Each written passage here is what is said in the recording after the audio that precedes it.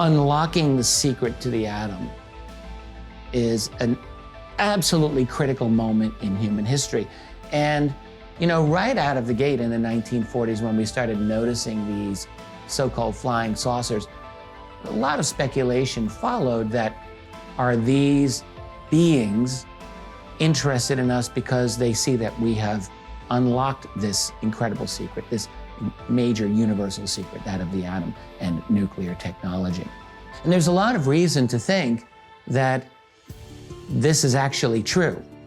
It's not that there weren't UFOs in ancient times. It's not that there weren't anomalous events that people of the distant past encountered. They probably did. There's enough interesting reports that suggest that, in my view. But it definitely looks to me that things absolutely picked up in the post-1945 era. And a lot of the key UFO sightings, particularly the military UFO sightings, had a strong connection to nuclear technology, atomic testing sites, uranium mines, missile silos with nuclear weapons, nuclear technology labs, and so forth, in a way that is far beyond just chance. So that there's a very strong correlation with UFOs or UAP and these particular types of facilities. And I'm going to talk about just a few of them here. One of the interesting sites where a lot of this activity happened was the Hanford site. That's the Hanford Atomic Energy Commission plant, which is now decommissioned. It's not in operation. It's very toxic. This is in the state of Washington, off the Pacific coast, northwestern US. But this is a really important place. So it was created in 1943. It was the first ever plutonium production plant in the world, the Hanford site. And there were UFOs being seen there on a regular basis.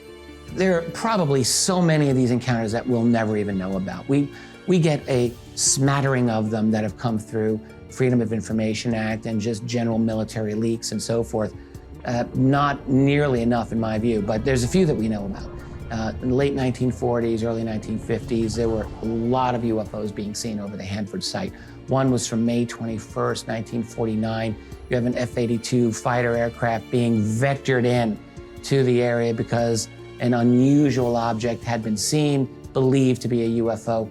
Back at this particular time, one thing that really doesn't get discussed anymore is how American aircraft, American fighter planes were regularly being scrambled to investigate and intercept unknown objects over sensitive American bases.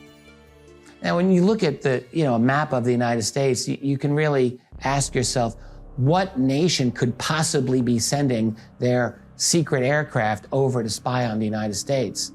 What, Canada? I don't think so.